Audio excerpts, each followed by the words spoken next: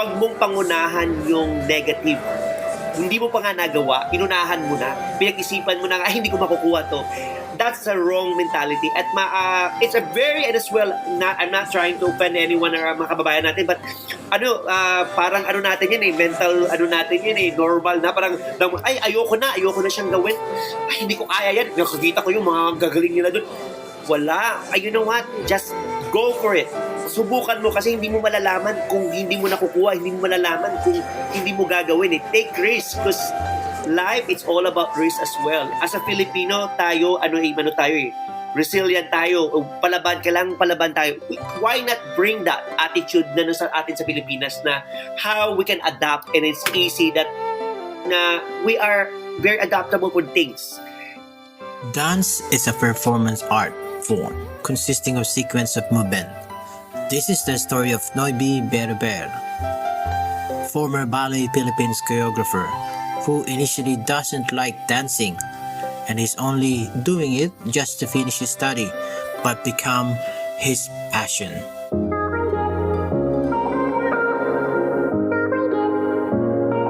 I'm Miko Santos, founder of Kangaroo Firm Media Lab and Guerrilla Podcast Syndicate, and creator of Pod Fiesta Community. This is Filipino-Tastic, a podcast show about Filipino diaspora and their stories that will inspire others to make an impact to our community.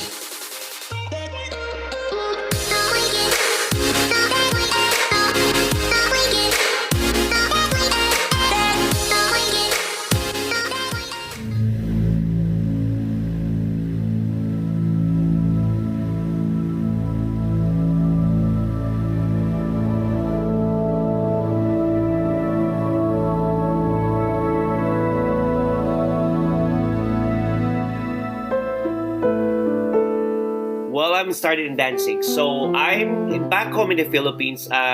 One of the reason I really love to dance. Okay, since I was a kid, and I think my family, from my father's side and my mother's side, they're all performers and they love to perform. But I think because of we don't, they never had a chance. It's more back home in the Philippines. It's always all about education, and degree. You have to finish a diploma. But then I am the one, like wild one, and I'm just like, I am not really, to be honest, I am not a very academic person. I think I am so baliw for that. I mean, I'm not really good with that. So for me, the reason why I'm dancing because of my attitude when I was young. I am kind of hopeless in school, and the only way that I can focus is in dancing. So there's a group in the there's a high school that they the Gyao Theater Dance Company, and my auntie take me there, and the director was so strict, and it's under Edwin C. Duero and late Duero, and my auntie take me there and said, okay, you want to dance? That's the only way for you to finish your class or your education in high school. So, ayun, doon nag-umpisa ang pagsasayaw ko, but I never been serious about that. But then, through the years, I have no choice. I have to graduate if I want to go to college. So, I have to do it and have no choice.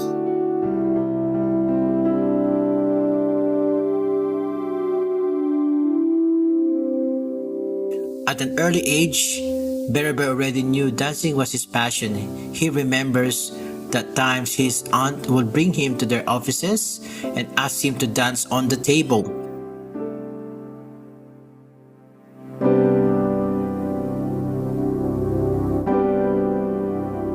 I really love to dance. I love to go to the club. I mean, but high school pa lang ako, I go to the club na, no? And I go to the afternoon party. I love doing that. And I think bata pa ako, pinapasayaw na ako sa mesa ng auntie ko sa opisina niya. And I get money, nakakakuha ako ng pera doon. And it's like, okay. So, passion ko na talaga siya. But then, going into that group, when I was high school, may experience na ako sa folk dance in school. The only way kasi ako makasurvive at makakuha ng grades when bata pa ako is you have to do extracurricular. So the extracurricular really helps me to at least mapasa ko yung mga grades ko, no? So going into the Gyao, it's really hard because you have to focus, you have to give your time. It's not easy, especially you're doing the value or the principle of ballet is a very, very strict. You have to give your all heart. The discipline is there, and the time, and you have to give your all heart. And it's not easy for me kasi ako yung tipong bata kasi during that time that I have no focus. But that time that ballet is very important because that's the foundation of dance, and that's what it started my dancing.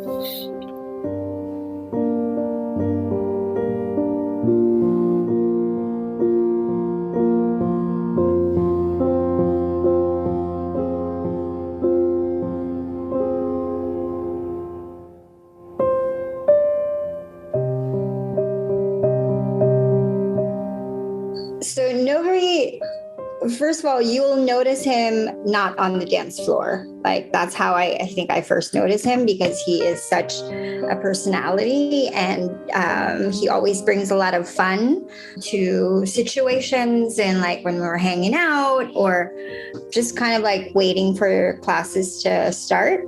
And then on the dance floor, he gets really serious.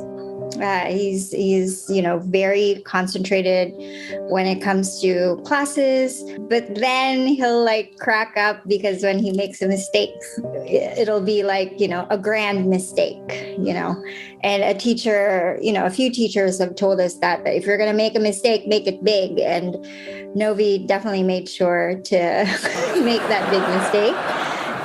But also it's a way for him to kind of like just give light to a serious situation. That's Mika Bernas, a former Ballet Philippines dancer and a friend.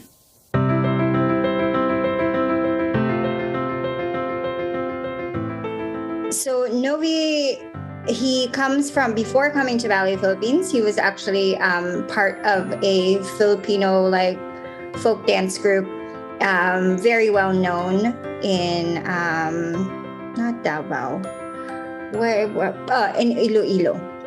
He was part of that folk dance group, and so he brings that experience to everything that he does, and even in ballet and even in modern dance.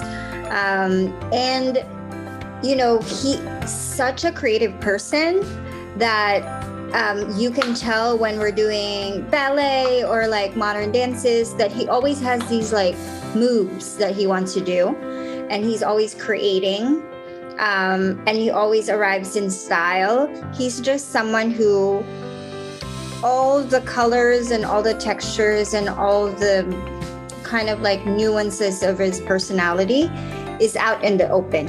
It's always kind of like exposed, but at the same time he is a very generous person. Like he shows a lot of his personality, but at the same time he also gives a lot of himself to people. I remember that he, once we rose up the ranks from like students to apprentices and then to company members, he would kind of like be a mentor to younger students and company members. And also I know that he is someone that his family relies on. He grew up with a big family and has 3 women that are pillars for him and have raised him. And so he also takes seriously that responsibility that he has to his family. Sa ibang balita naman, isang dating miyembro ng Ballet Philippines ang nagpakitang gilas sa opening ceremonies ng Winter Olympics. The story from Cecile Octo. Mesdames et messieurs, bienvenue à la cérémonie d'ouverture des Jeux Olympiques d'hiver de 2010 à Vancouver. Ladies and gentlemen, welcome to the opening ceremony of the Vancouver 2010 Olympic Winter Games.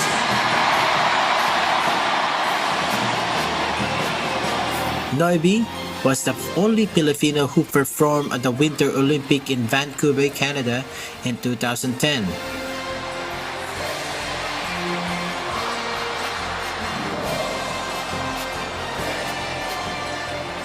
Well, that one is for even ako. I never ever believed that it happened to me. And I would say I'm so proud to say that that's my claim of fame at that moment. Uh, I tried during that time. I was in a company with Ballet Philippines. I've been doing in the company already. I've been in the company for a long time, and I wanted something to explore, something different. And there come a moment that I have to send an audition tape. So I send the audition tape, and then this Vancouver Olympics opening ceremony of Olympic.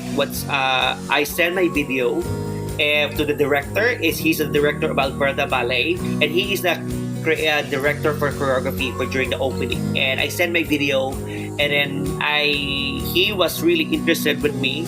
So I went to Vancouver, but I can't get the job because I'm Filipino. So the only way they hire is people that if you're Canadian. So what I did, I went there to study English and culture. Para lang I have the way to get into Canada, and then I could work as but they allow me to work. So that's one of the reasons na nakuha ko yung trabaho. But I just did that for kuno lang, nag-aral ako. But anyway, which is that's nag-umpisa lahat in that moment is I was the only, because yung buong group of puro Canadian, and most of them are from big companies from Alberta Ballet and Ballet British Columbia. And then ako lang yung nakapasok na Filipino. I mean, there's some Asian but they're Canadian, but then at the same time, like parang wala akong kilala talaga. But I think the one reason that I get that job because of my look. Kasi during that time, if you can see it, I have this long hair. Even now, parang balik sa dati yung buhok. I have this long hair and kulot yung buhok ko, and I have that different, yun yung edge ko, that's something an Asian, but mukha ako hindi Asian. And I think one of the reasons, aside of my skills, of dancing skills, but my look, total package na parang isa ako sa hinahanap na. And I think that's something for me that I will never forget the rest of my life. And at the same time, to be part of it and as a pride for our country, back home in the Philippines. Yeah, the feeling, it's something that you cannot imagine. Now, it's priceless. The moment I'll just like standing inside of the before we get in, I can feel the energy, the vibes, the shouting of the crowd, and then the moment I step in with the music come in, I have to compose myself kasi lumuluha na yung mata ko, and I have to stop. And hindi mo oh my God, that's really happening. And that moment, it was a priceless moment that parang you were there, and it's almost like, I don't know, that you're someone like, here we go, I give it to you, my whole heart. And that moment that you are like giving everything, and that's something that you cannot imagine, that feeling you cannot describe. It's priceless, yung feeling. You cannot describe the happiness that you have. Sometimes, that kind of, you're happy that you don't need to share to everyone, but it's inside. But at the same time, you're almost, your chest is gonna be sasabog na because of that feeling na it's hard to explain. It's priceless. Even his friend Will Laxa, the Sayaw PD technical director, said dancing is part of his life. Well, he was, I think he was very dynamic with a bright character. I think you will never miss his energy when you're around him. I think you could sense it from far away. And he's such a friend with everybody. I mean, he's very personable. You can easily connect with him. And whenever you hear something loud, sometimes you know that's probably him, like saying, So definitely, his energy is very magnetic, gravitating, and when he dances in class, he just really pulls it out. So we'll notice him. Mm-hmm.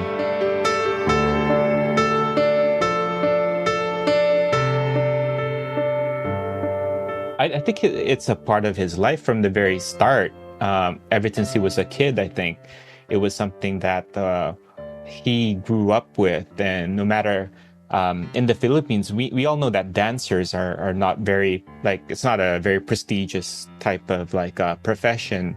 The pay, the salary, and the conditions are not really conducive to something that's in abroad, right? So when you're a dancer in the Philippines, it builds a lot of character. I think it makes you stronger because you go through all of that with your perseverance, because you're doing something that you love. And when you do something that you love, even sometimes with all the sacrifice, it's worth it. And what I see from Novy is that no matter what, like, he'll push through. He'll dance his life away, type of thing. You can see when he performs, he just gives it all. He knows how to entertain. He knows how to interact. He knows how to connect, right? So, yeah, definitely with his start, it's ingrained into his personality, dances, expression. He needs to be creative.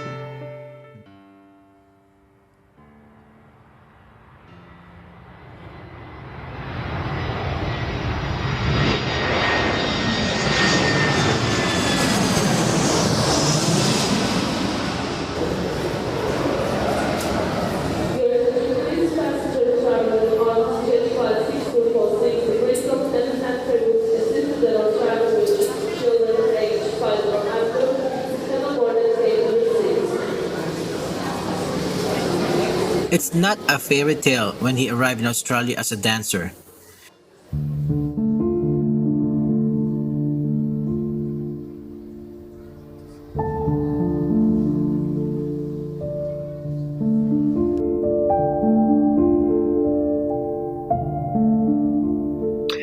Well, ako napaka-drama, no? I moved in Australia, I moved for love. Ayun. I moved for love here. It was, alam mo, Miko, sobrang madrama. Ang dami, my life is so colorful. Hindi mo alam mahima-himahimayin yan.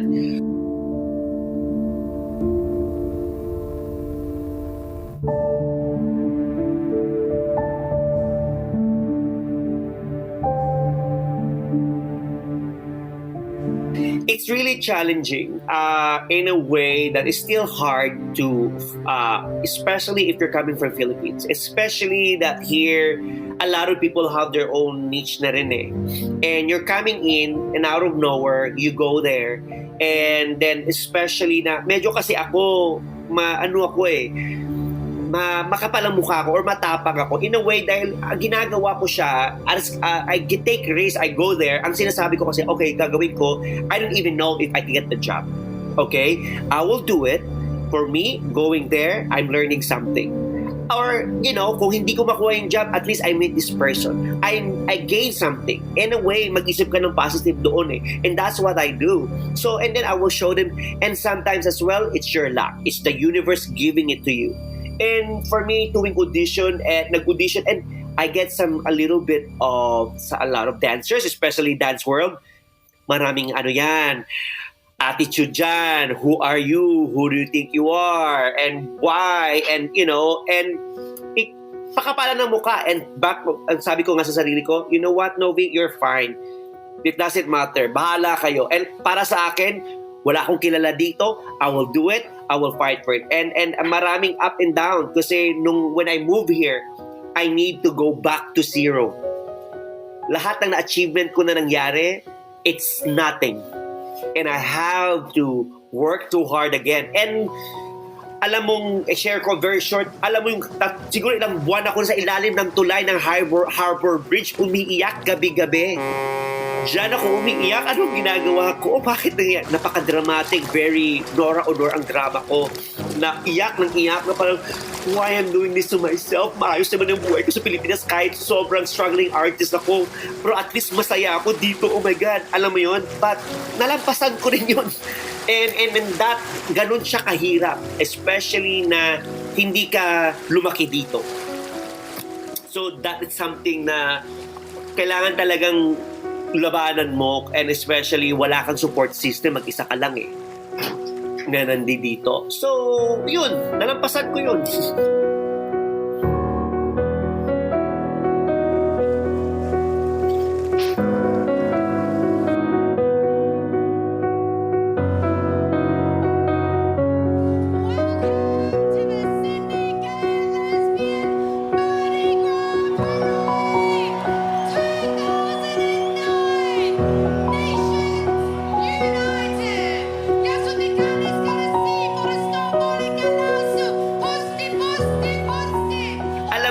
yung nangyari yung nakuha ko yung trabaho na yan, nag-audition lang ako sa Mardi Gras. Kasi alam ko, sabi ko, ay nako, kung sino man yung mga celebrities na yan na star, I can be a backup dancer. Wala akong pakialam. At least bago na naman, kung hindi man ako star, but at least star ang sinasayawan ko. Si Kylie Minogue or whoever their guests. So I went there audition. Ang nasa isip ko talaga ay wala akong pakialam. Mag-audition ako kasi mag-backup dancer ako at hindi ko alam kung anong mangyayari.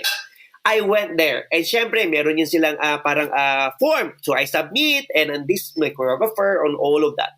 And then during that audition, Nick, I was so shocked kasi very commercial yung sayaw. At sabi ko, oh my God, patay tayo nito, Novy. Hindi ko I will not survive for this one. Sabi ko, ay, kung jazz, kakayanin ko. Pero parang mga hip-hop, funky jazz and everything. So sabi ko, wala na, laos. Backstroke na ako, back to Philippines na, wala na. Pero sabi ko, okay na rin. Ang dami ko nakilala mga tao, kaibigan. Sabi ko, okay na. Biglang I have the moment there na nagkaroon ng parang freestyle. And napakita ko ng aking strength. And there was so shocked. And biglang nagpalapakan ng tao, ng mga na-audition kung ano may pinagagawa ko. I wish I have the video. And then, nangyari na yun, di ba? Okay. And I said, the moment nagpalakpakan, sabi ko sa isip ko, yeah, girl, nakuha mo na ito. Sigurado, pasok ka na sa banga. And then, after 3 days or few days na yun, yung choreographer ng show, ng opening ceremony, ng closing ng party show nila, nag-back out. So during that time, lahat ng mga choreographers sa Sydney, sobrang occupied kasi ang dami-daming, may nag-choreographer sa ganito, madaming rehearsal, so wala nang available lahat. Lahat ay wala na. And then especially ang hinahanap nila, nauso yung si Black Swan eh. So they're looking for a contemporary choreographer, like very theatrical. And then sa aking form, nakalagay doon, choreographer from Ballet Philippines, and this, and blah, blah, blah. And then kinontak ako ng director. Hello, Novy, blah, blah, blah. Are you interested to do this? And how long could you choreograph? And sabi ko, depende. It depends of my the people are performing or the dancers. It depends on my product. Sabi nung gano'n we can give you all the list, all these dancers, and you can choose. And then the show is following week. So, Nick, and then they sent it to me, and then luckily nakuha ko one of the star from So You Can Think Australia. So yes. So You Think You Can Dance. Ayun. So yes. Yun, then I get the job and I choreograph the Black Swan, which is sa awa ng, alam mo yun, the universe and the Panginoon. And like talagang big hit siya. And then all of a sudden, I was top of the town. No, parang sino tong nag-choreograph niyan? Siyempre, alam mo naman na mga LGBT natin, medyo maingay. Hinanap-hanap kung sino yung choreographer na to, ganyan-ganyan. And then after nangyari yung show, after 2 months, dire-diretso na yung story ko napunta ako sa Sydney Dance. At dance class lang ako, ballet class lang ako, parang exercise for parang fit. And then that's what the director discovered me. Na ikaw pala yung si Novy. Tinanong niya ako sa class after the class, oh my gosh, where are you from? Ang galing mo, blah, blah, blah. So he asked me, I'm Novy, I'm from Philippines, I'm from Ballet Philippines. And then, oh my God, you are the Novy who choreographed the Black Swan? Yes po, o di ba humble? Yes po. And then that moment, he offered me the job in Sydney Dance. And like, you wanna be a dance teacher here, blah, blah, blah, and the rest is history. Ayun, doon nag-umpisa lahat. Yung buhay ko.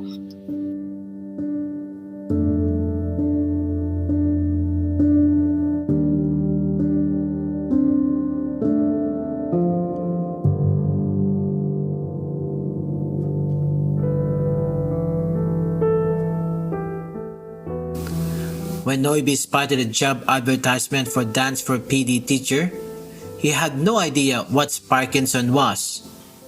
But dance and teaching, he was intimately familiar with.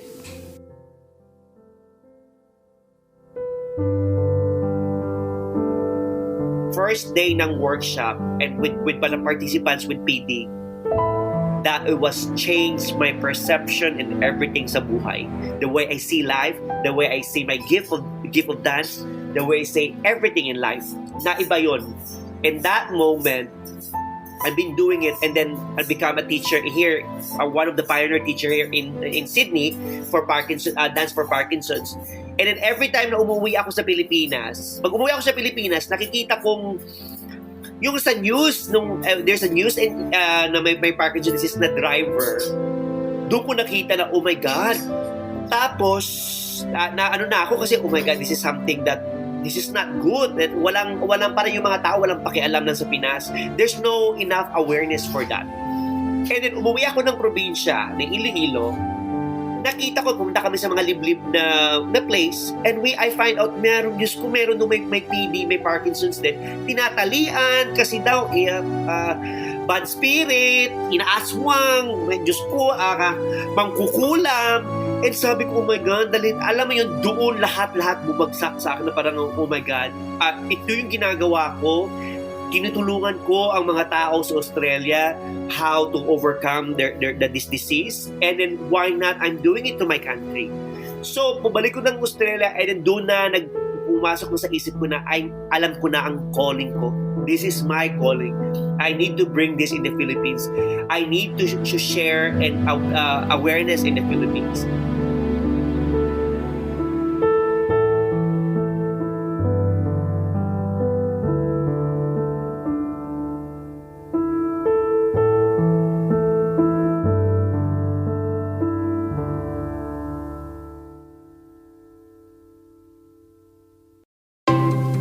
In 2019, a homecoming in the Philippines prompted Novy to start his own Dance for PD organization.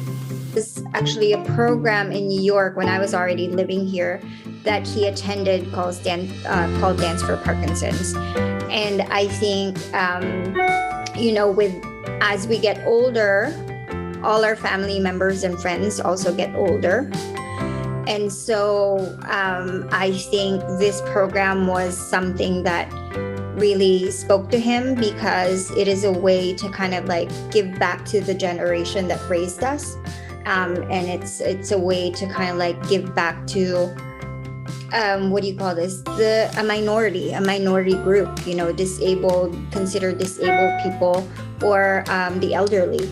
So he completed that training, and he started as soon as he got back to Sydney, he started doing volunteer work, I think, first for the Dance for Parkinson's in Sydney, and then eventually he became a regular teacher for the program. Yeah.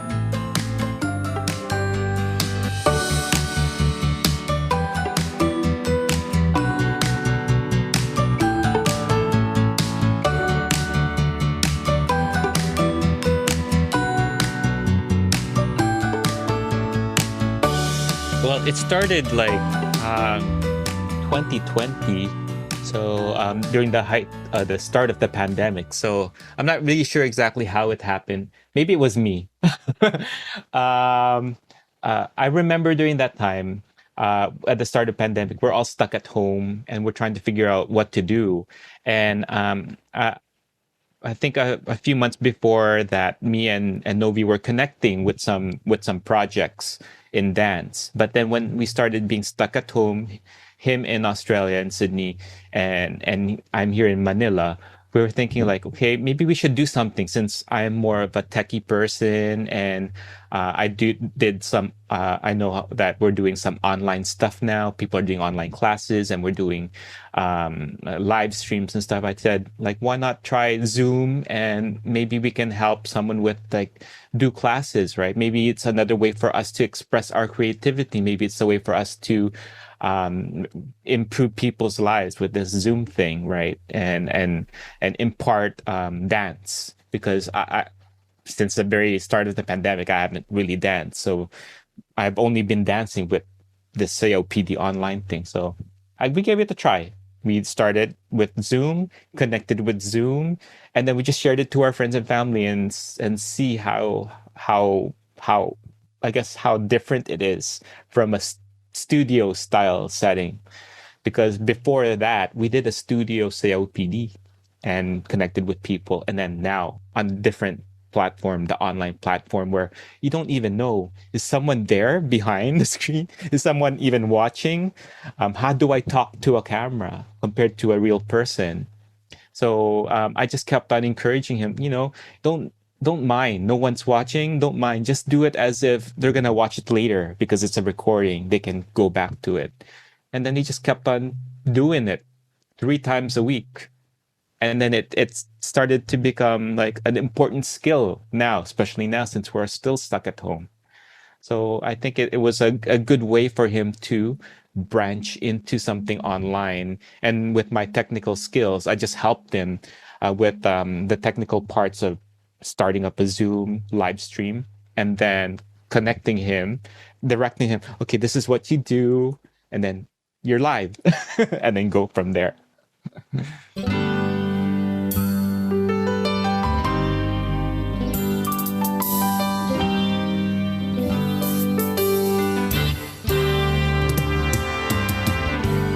He knew he needed to do something, spread more awareness about PD in his hometown and around the Philippines. Together with Filipino-born Australian event director Juan Ignacio Trapaga and Sayaw technical director Will Laksa, Novy formally founded Sayaw PD. And that, every year na pag umuwi na ako, nagkakaroon na ako ng, nagre-research ako and I managed to meet one of the PD. There's a group in the Philippines na tumulong sa akin to meet some groups of the Philippines. So nagkaroon ako ng open class for everyone. Open class is free class. And then hanggang I keep doing it and nakita ko the more na dumudugo ang heart ko kasi the more ang dami-dami and the more akong nakita and then meron kasing we have this group in Facebook Messenger na how desperate our kababayan with people with PD, especially yung mga hindi maka-afford ng gamot. And then especially na walang access, especially na walang masyadong understanding about the disease. And that's what it really hurts for me to see it. And parang sabi ko, oh my God, Novy, I'm helping Australia, my skills, my gift. And why not bring this back to the Philippines? And then unti-unting doon na nagkaroon ako every year, nagkaroon ako ng class, and then doon nag-umpisa lahat ang Sayaw PD. Doon ko sinabi na I will make sure na I will bring this to Philippines. And I managed to, I have some friends sa media, and I have some people na tumulong sa akin to keep that, in just have an interview and keep doing it until now.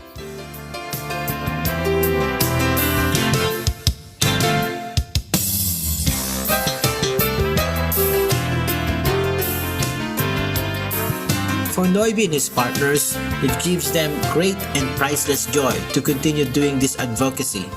The classes, beside helping the student improve their balance and coordination, gives them confidence and sense of purpose. It's offered them something to look forward to in a community where they can be themselves.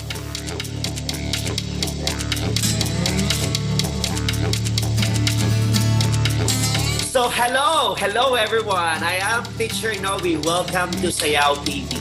And I'm very It's happy. 5 p.m. in Sydney, Here and Novy Bereber is busy setting up for online class.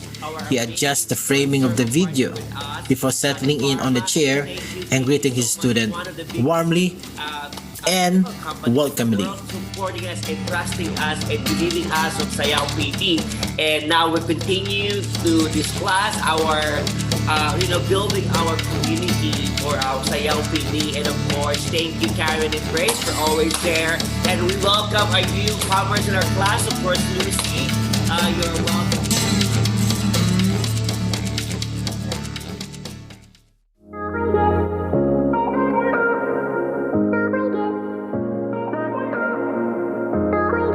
This podcast is written and hosted by me, Miko Santos, produced by Kangaroo Firm Media Lab, Australia's independent podcast management company, researched by Yvonne Santos, edited and mixed by Jaime Bada, sound design by Ivan Santos, our podcast producer Jamie Lopez, assistant podcast producer Renee Bernales, voice artist Kiko Malekdem. Special thank you to our guests, Novy Bereber, Will Laksa, the Sayaw PD Technical Director, and Mika Bernas, a former colleague and a friend of Novy Bereber. now lives in New York City. Once again, thank you so much for carving out the time to hear what was shared on today's podcast. Don't forget there's a free podcast course waiting for you over podfiesta.org.